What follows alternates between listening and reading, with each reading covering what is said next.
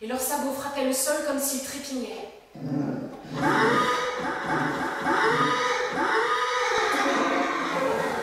Lilian ne ronflait plus, sans doute lui aussi réveillé par le vacarme. Un vent tournoyant vrombrissait dans l'air, frappant les murs de la cabane et faisant chuinter les roseaux. Mon cœur s'emballait. Lilian ? Lilian ? D'une façon un peu puérile, j'appelais Lilian depuis ma chambre. Aucune réponse. Je recommençais. Là encore, le son de ma voix retomba sans écho. Peut-être dormait-il encore. Je tirai le rideau et découvris ce que je redoutais. La peau de vache étendue au sol était vide. La porte de la cabane était fermée. De nouveau, un cheval affolé poussa un cri inquiétant.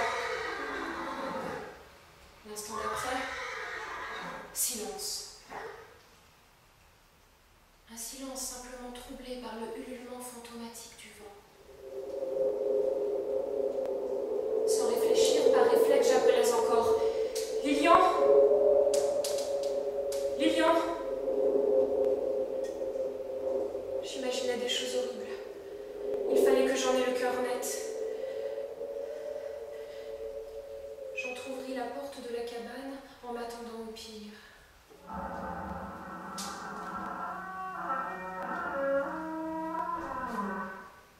Face à moi, je ne vis que la végétation et la nuit ployée par le vent, mais mon champ de vision était restreint. Je fis un pas de plus, ma main tenant fermement le loquet de la porte. Un frisson me parcourra de l'échine à la pointe des doigts. Sur ma gauche, je vis les chevaux dans l'obscurité. L'un était ventre au sol, statique, tête encore dressée, et l'autre immobile, toujours sur ses pattes, semblait me fixer. Une silhouette semblait se cacher derrière sa croupe. « Lilian ! Lilian, c'est toi ?» La forme se releva, massive, tête ornée de longues cornes, sans savoir s'il s'agissait d'une bête ou d'un être humain difforme. Dans le contre-jour de la lune, je ne discernais rien d'un éventuel visage. L'être resta figé quelques instants en ma présence, puis glissa derrière la maison hors de ma vue.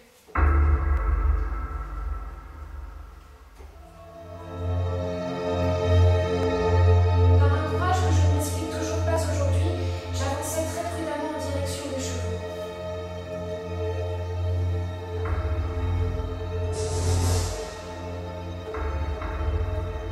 Ni l'un ni l'autre n'avait esquissé le moindre mouvement, pas même d'une oreille. Je m'écartais du mur de quelques pas afin d'avoir une meilleure évaluation de la situation. Je passais devant le premier cheval, toujours sans réaction, le contournais, puis arrivé à hauteur du second, ses yeux me fixaient. J'eus l'impression de lire énormément d'angoisse dans son regard. Pour le rassurer, je caressais doucement sa croupe.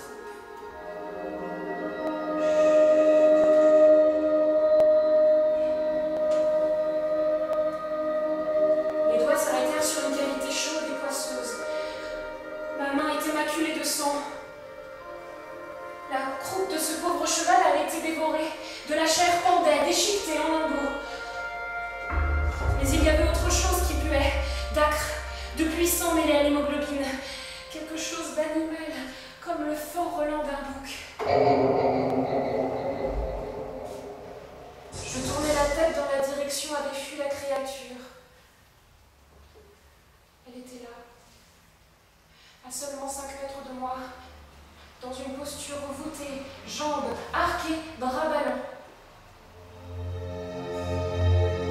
L'effluve animal me prit à la gorge, porté vers moi par une brise d'air.